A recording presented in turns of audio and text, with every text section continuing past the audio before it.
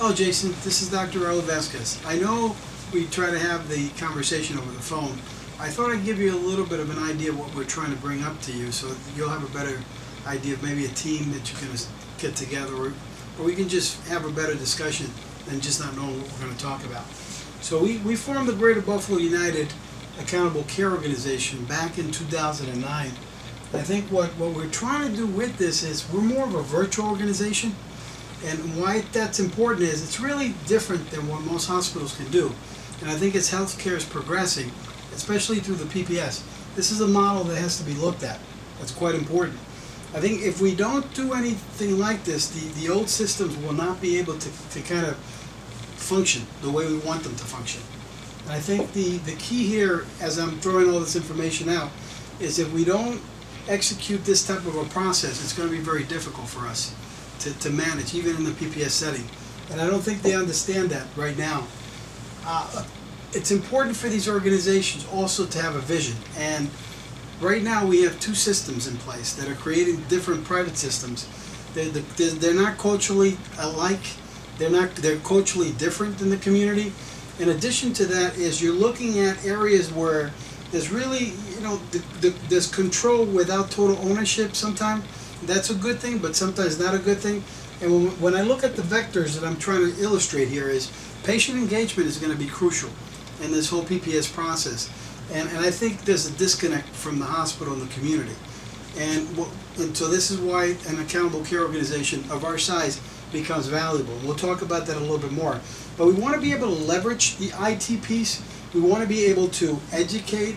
We want to be able to find out whether the patients are filling their prescriptions, consuming them. So there has to be a partnership in a lot of different ways, and we've been able to kind of create that. The other thing is the clinical expertise is we want to, at one point, with an accountable care organization, be able to decide as a GI specialist who can do the job more effectively at best cost. So we can play both systems, and I think right now you have one PPS at ECMC, one PPS at the Catholic Medical Partners, but really no one that can really put a little competition where it needs to be. I think the other piece of it is really focusing in on building an infrastructure, but an infrastructure that's going to focus more on efficiencies, and hospital systems really don't do that well. We wouldn't be in this situation right now if everybody else was doing a great job. So we're trying to change things. I think physicians have to be the driver, and I've seen a lot of emphasis from the group that's meeting for the PPS, where physicians not only at the hospital but in the offices can really manage long-term care, most of the primary care stuff. Now, HIT is going to be crucial in this whole process, and so our systems they're not just electronic medical records. We've moved beyond that. We've moved to secure messaging, access, remote. I mean, we're using all these pieces to really engage the patient more than anything. And so this is the system that we've got right now. We were able to kind of get one system that's cloned, and we're moving all the other practices as an IPA structure to have a health home level 3. Now, and I'll show you a little bit about that as we're going along. This is our IPA structure. So it's been formed, it's got committees. We're not as big in terms of an entity, but we can scale. And we've done that with other things, and I want to show you that. Most patient-centered medical homes that are being put just have a 1.0 version. They can do these things. Some are getting a little bit better in terms of their design, but this is where they're at. Our systems are actually migrating to the 3.0 version. And here we're really creating more wearable systems. We're using full e-health capabilities, patient e-learning centers, advanced care management capabilities, because the offices as the IP are networking with health homes. And that's one of the areas that we lack. The other things that we want to integrate is also reminders, outreach, all tied in. Integrated referral systems tied into the systems that we presently work with. And so that the case management and transition of care, decision support are happening at the primary care offices, and they're migrating to the different systems. Now, this is all easy, but it's tough when you don't have infrastructure. One of the benefits is that Greg Allen gave us a chance as a health home. We were able to create this system out of the IPA system. So now the health home really has an MSO structure, a management service organization, GBON, Greater Buffalo United Accountable Healthcare Network. And what we've done is really, we have the infrastructure now to be able to get out in the field and have a lot of those touch points that we've never had in the past. And so for doctors, it's very difficult to develop this model. When we look at care transitional models in the clinical system sense, we're doing this in the offices and activating the patients. We've moved on to more of an advanced primary care model, and this is where we're leading all our offices so that we can really address the gaps in care. We're trying to make sure the patients are taking the medication. In addition, access, patient satisfactions, these are become crucial pieces of how we're running our IPA and our health home. When you move into this arena, in terms of the next stage, we are right now at this stage developing these types of relationships, which are going to be crucial. As an IPA, pay for performance and different models of payments, we're experimenting with and making sure the doctors are engaged. Health coaching, we're doing areas in terms of behavioral and mental integrations, and I'll show you some slides as to why that's important. Now, Rite Aid partnered with the health home. We're one of 3 in the country that are partnering. They're helping with med reconciliation at those sites, in addition to aligning health coaches with our teams.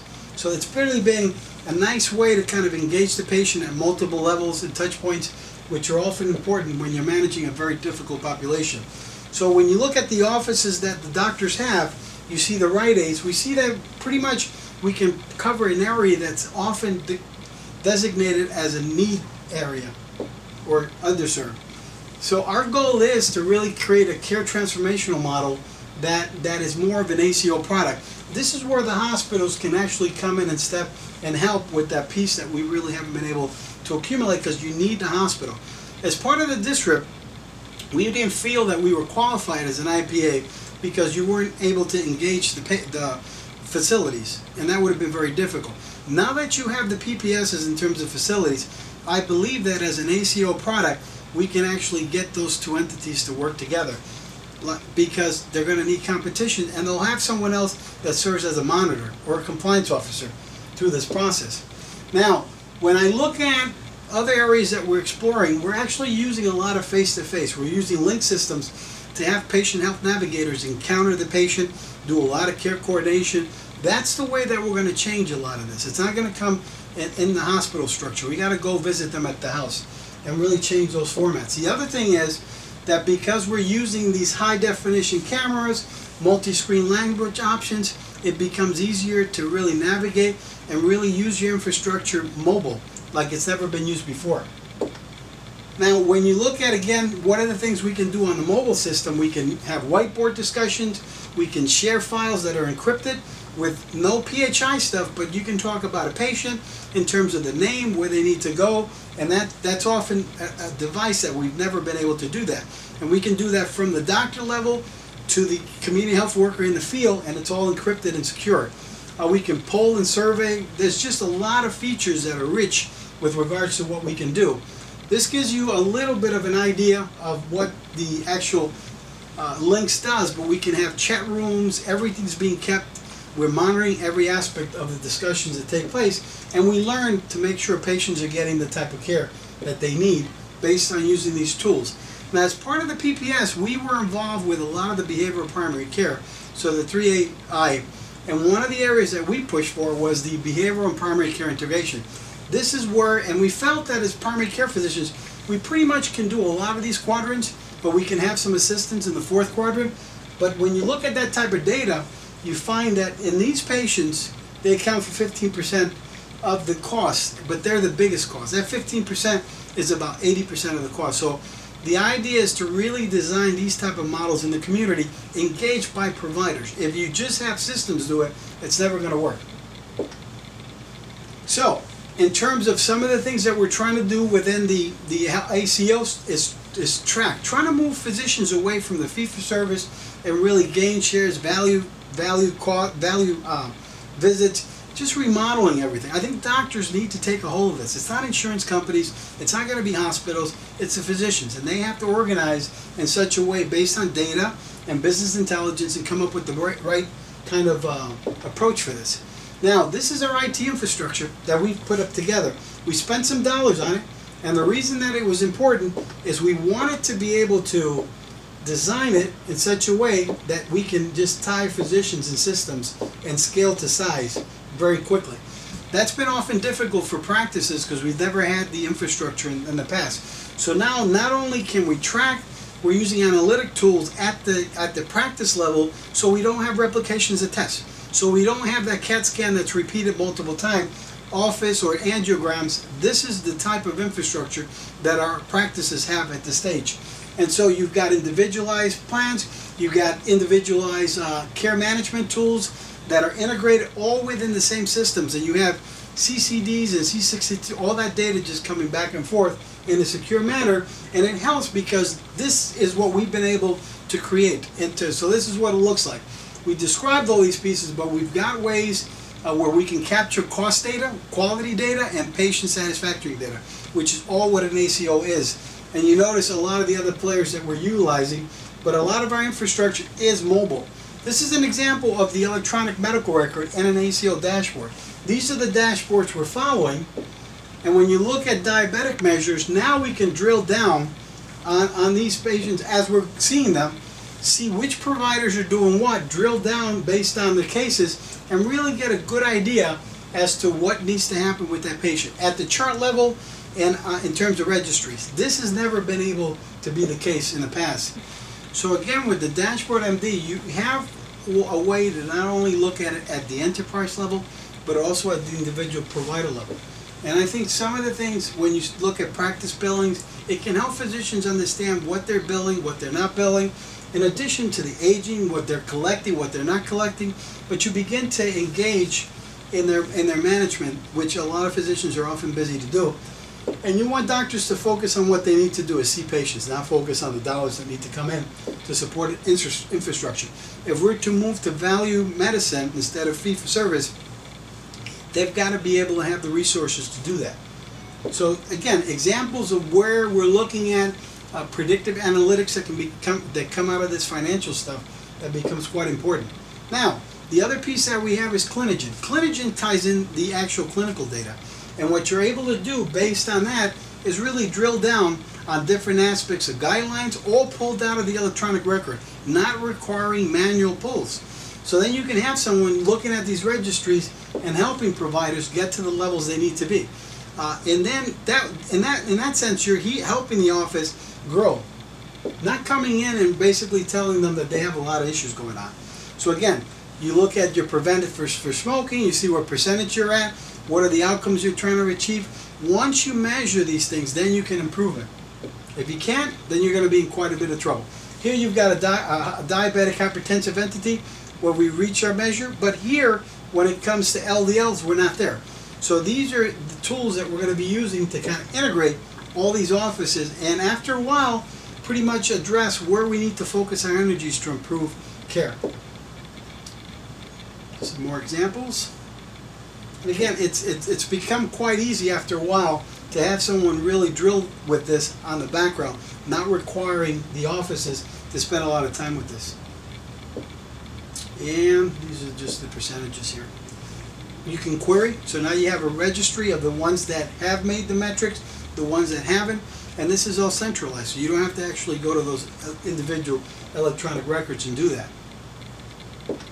So, what do we want to do in this whole process? We really want to create a medical neighborhood, and that includes not only the health home model, but you want to bring in the Rite Aids, you want to bring in the health coaching and med reconciliation, you want to tie in the faith-based organizations, which are going to be crucial, and also the community-based organizations, which can add a lot because they really touch a lot of people.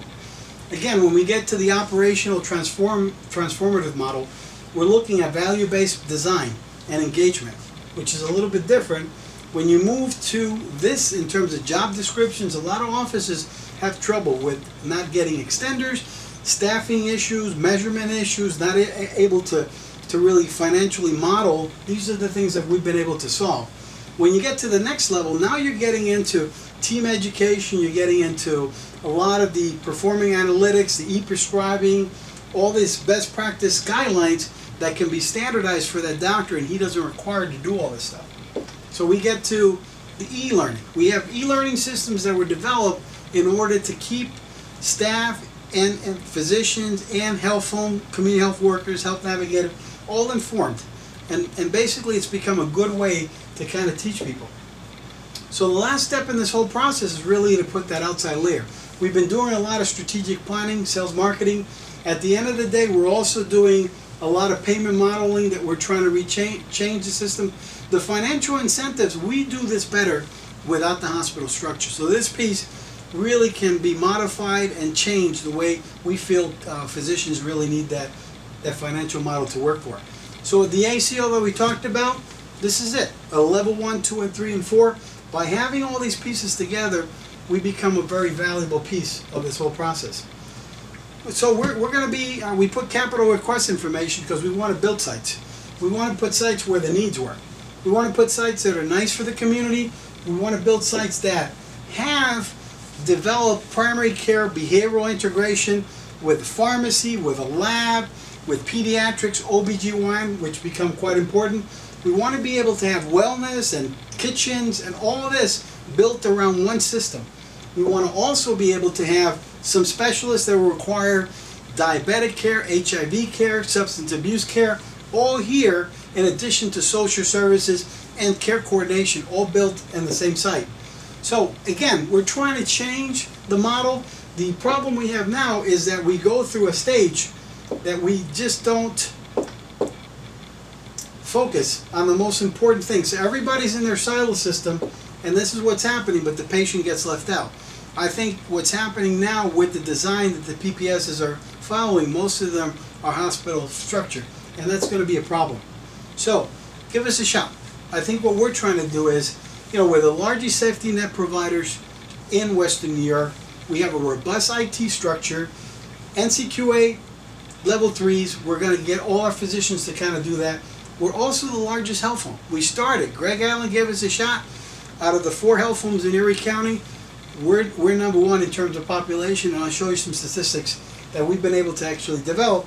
But overall, we want to integrate behavioral partners into our system, and this is going to be quite important to achieve the goals that we want. We've approached Kaleida and ECMC to become an ACO kind of product in a partnership. That's still up in the air. I think they don't want that. I think it'll be a good thing for the PPS, but it's something we're still trying to fight. So we're coming down to the end. Now I get to do what you do, Jason. I got a smart board. So I thought the PPS had an interesting finding where they really want doctors-led networks. That's what we are. It will survive based on physicians. Without that, we're going to be in trouble. One of the issues that we have is we have this PPS, that's the Catholic Medical Partners, we have ECMCs. If you see from the structures, we're just building on old. Nothing's new here. And so these dollars are going to go to pay some capital losses or toxic entities that they've had. But when it comes down to really changing anything, they really don't. The Catholic Medical Partners applied as an ACO. They didn't have enough safety net providers. You know what happened there.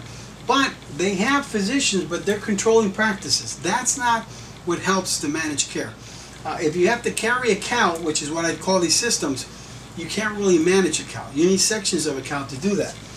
The problem with ECMC is practices are required. So you're dealing with paying physicians, and that changes the whole model. So in order to really achieve safety net providers, which are about 600 of these individuals, we want to be that ACO that takes into this account, and we can help balance both of these entities that really don't want to work together, because they'll be forced to come to the table in order to make that happen. So that's one of the proposals that we wanted to talk to you about, and I think we could do a pretty nice job about that.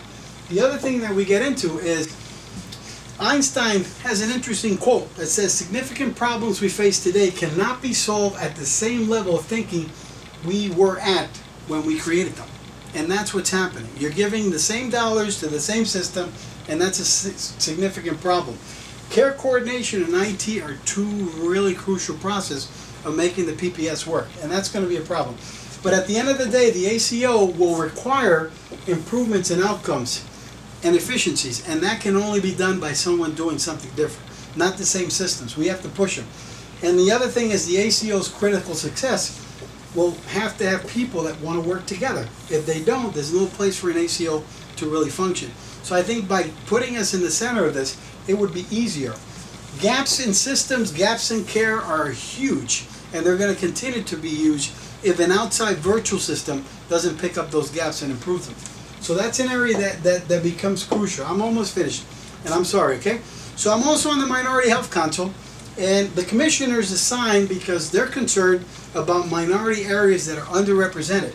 And one of the things that came out of it was that they want to have 3 listening sessions, of which I'm going to participate, bringing up the commission and bringing the community to really address the issues that are on the table. Now, when I say issues on the table, we have a 90% isolation index in Buffalo. If you're a person, if you're white, 90% of the time you will never see a person of color. That's a big disconnect. That's a problem that's happened here, and it's continued to happen. But I have a problem. So here we have this population concentration. If you look here, you'll see that it looks, but now they're doing some different analytic systems, and what they're doing as a result of the analytics, they're seeing this. They're seeing that our area here is a major problem. And that problem has been there forever. And no system's ever been able to kind of fix it. I think by having ACOs, bringing these 2 PPSs under the ACO or working with the ACO will actually help address the issues.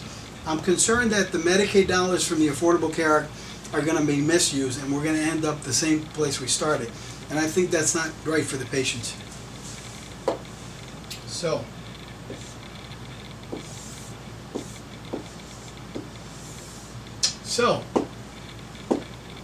this is who we are. Greg Allen gave us a shot. We became an admired company.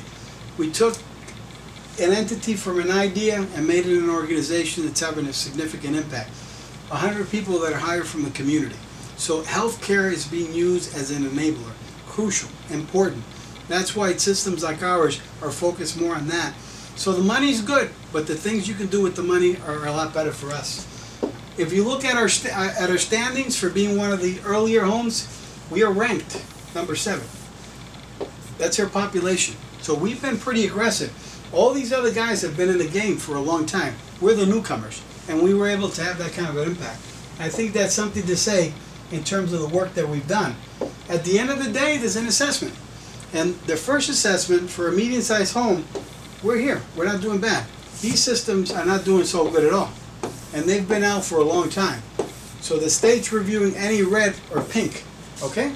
If you look, we're not doing too bad in terms of a home being the size that we are. Give us a shot. Now, I know that there's a lot of things going on at the state level, and there's a lot of concerns, but I just want to thank you for giving me the time, and hopefully you give us a chance. Thanks a lot.